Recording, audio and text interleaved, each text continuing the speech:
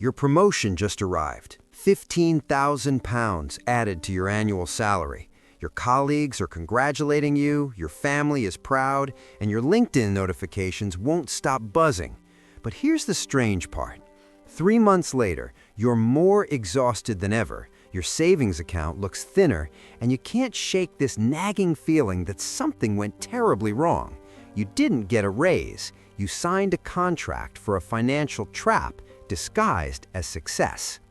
Most of us are taught a simple equation from the moment we enter the workforce. More money equals more wealth. It's logical, right? The higher the number on your paycheck, the better your life becomes. But personal finance doesn't follow the rules we think it does. There's a hidden variable in this equation that no one talks about in job interviews or salary negotiations, and it's quietly draining the bank accounts of millions of hard-working professionals. Let me introduce you to someone. His name is Marcus Chen. Marcus is 32 years old, works as a senior financial analyst, and earns £75,000 a year.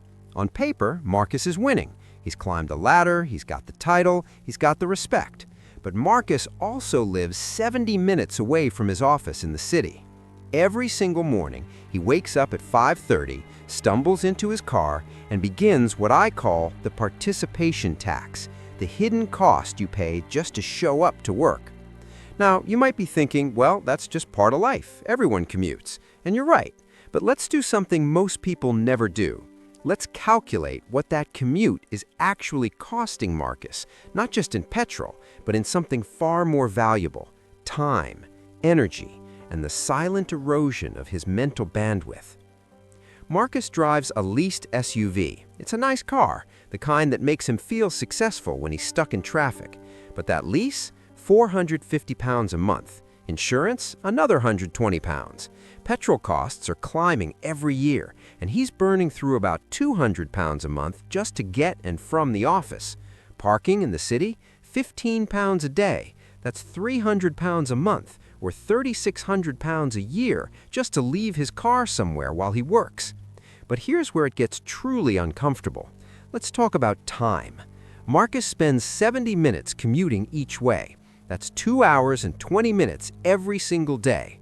Multiply that by 5 days a week, and you get 11 hours and 40 minutes.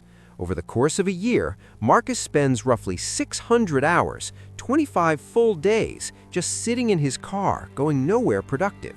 That's nearly a full month of his life every single year, evaporated into traffic jams and motorway merges. Now here's the question no one asks during salary negotiations. What is Marcus actually earning per hour? On paper, it looks good. £75,000 divided by 2,080 working hours a year gives you about £36 an hour. Not bad, right? But we forgot something. Those 600 commuting hours, they're unpaid labor. They're part of the job, even though no one acknowledges it. When you add those hours back into the equation, Marcus is actually working 2,680 hours a year. Suddenly, his hourly wage drops to £28. That's a 22% pay cut that never appeared on any contract. And we're not done yet, because there's another cost that's even harder to measure, but just as devastating. I call it exhaustion spending. Marcus gets home at 7 in the evening. He's mentally drained. He's been awake since 5:30. He's navigated traffic. He spent 9 hours in back-to-back meetings. And now he's too tired to cook. So he orders takeaway. £15, 3 times a week. That's another £2,300 a year. He's also too exhausted to meal prep, to exercise, to work on that side project he keeps talking about. His entire evening is spent recovering from a day that wasn't even particularly productive. It was just long. Then there's decision fatigue. By the time Marcus gets home, he has no mental energy left for smart financial decisions. So he scrolls through his phone and buys things he doesn't need. A new gadget, a subscription service he'll forget about. Little purchases that feel like self-care, but are really just his brain seeking dopamine after a day of depletion. These micro decisions add up to thousands of pounds a year in what I call comfort spending, the tax you pay for living a life that exhausts you. Now, let me introduce you to someone else. Her name is Ava Patel. Ava earns £50,000 a year. That's £25,000 less than Marcus. By conventional logic, Marcus should be wealthier. But here's the twist. Ava lives a 12-minute walk from her office. She doesn't own a car. She doesn't pay for petrol, insurance, or parking. Her commute costs her nothing except 12 minutes of her time, and she actually enjoys it. She listens to podcasts, she gets fresh air, she arrives at work calm and clear-headed. Let's do the math for Ava. She works 2,080 hours a year, just like Marcus, but she doesn't lose 600 hours to commuting. Her effective hourly wage is £24. That's only £4 less than Marcus. But here's the real difference. Ava has time, she has energy, she has mental bandwidth. After work, she goes to the gym. She cooks her meals. She's learning web design in the evenings because she has 3 extra hours a day that Marcus doesn't. Within 2 years, Ava would have a freelance income stream that Marcus can't even start because he's too drained to think about it.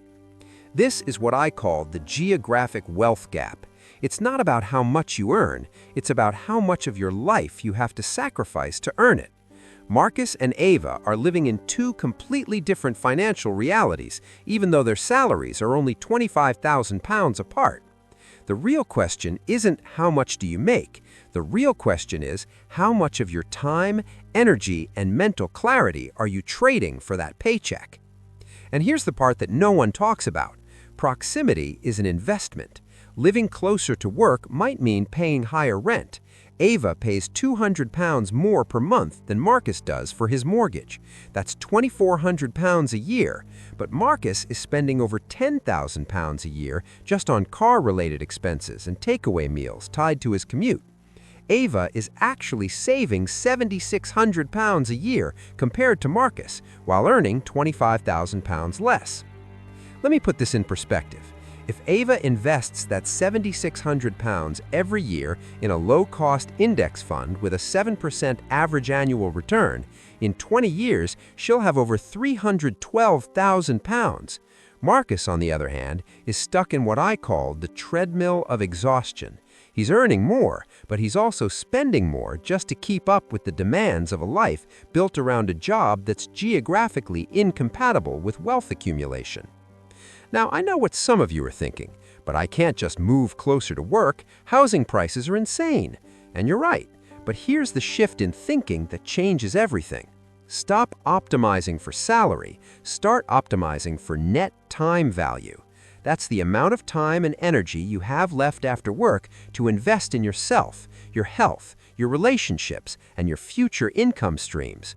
A higher salary that leaves you with no time or energy is not a promotion, it's a trap. Here's another angle most people miss. When you live far from work, you're not just losing time in the car, you're losing optionality. You can't network after work because you have to rush home. You can't take on freelance projects because you're too tired. You can't attend evening classes or join a local community because your entire life is structured around a 70-minute commute. You've traded flexibility for a bigger number on a contract, and flexibility is where wealth is actually built in the modern economy. Let me share a framework I use called hourly life value. It's simple. Take your annual salary, subtract all the costs directly tied to your job, commuting, work clothes, convenience spending, stress-related purchases, and opportunities you're missing because you're too exhausted to pursue them, and then divide the total number of hours you spend on work-related activities, including commuting and recovery time. For most people, this number is shockingly low, and for many high earners with long commutes, it's lower than they'd like to admit. Marcus thought he was making £75,000 a year, but after taxes, commuting costs, exhaustion spending, and decision fatigue purchases, his actual take-home value is closer to £42,000. And when you factor in the time cost, his hourly life value drops to about £15. That's barely above minimum wage for someone with a prestigious title and a decade of experience. So, what's the solution? It's not about rejecting high-paying jobs, it's about rejecting the assumption that a higher salary automatically improves your financial position. Before you accept your next promotion, ask yourself 3 questions. 1. How much time will this job require? including commuting and recovery time? 2. What will I have to spend just to maintain this lifestyle? And 3. Will I have enough energy left to build wealth outside of this paycheck? Because here's the truth that no career advisor will tell you. Your salary is not your wealth. Your salary is just the raw material. Wealth is what you do with your time, your energy, and your mental clarity after the paycheck arrives. And if your job is taking all three of those things, you're not building wealth. You're renting your life from your employer at a terrible exchange rate. Marcus is beginning to realize this. He's starting to ask different questions. Not how do I earn more, but how do I reclaim my time? Not how do I get promoted, but how do I build a life where my energy isn't depleted by the time I get home? These are the questions that lead to actual financial freedom, not just a bigger number on a contract. So here's my challenge to you. Calculate your own hourly life value. Add up all the hidden costs of your job. Include the commute, the convenience spending, the stress purchases, the opportunities you're missing because you're too exhausted to pursue them. Then divide your actual take-home pay by the total hours you're giving to that job. What's the real number? And more importantly, is it worth it? Proximity isn't just about geography. It's about designing a life where your time and energy are protected, not auctioned off to the highest bidder. Because the biggest financial mistake you can make isn't choosing the wrong investment. It's choosing a lifestyle that slowly drains your most valuable resource and calling it success. The geographic wealth gap is real, and the only way to close it is to stop chasing the biggest salary and start building the most valuable life.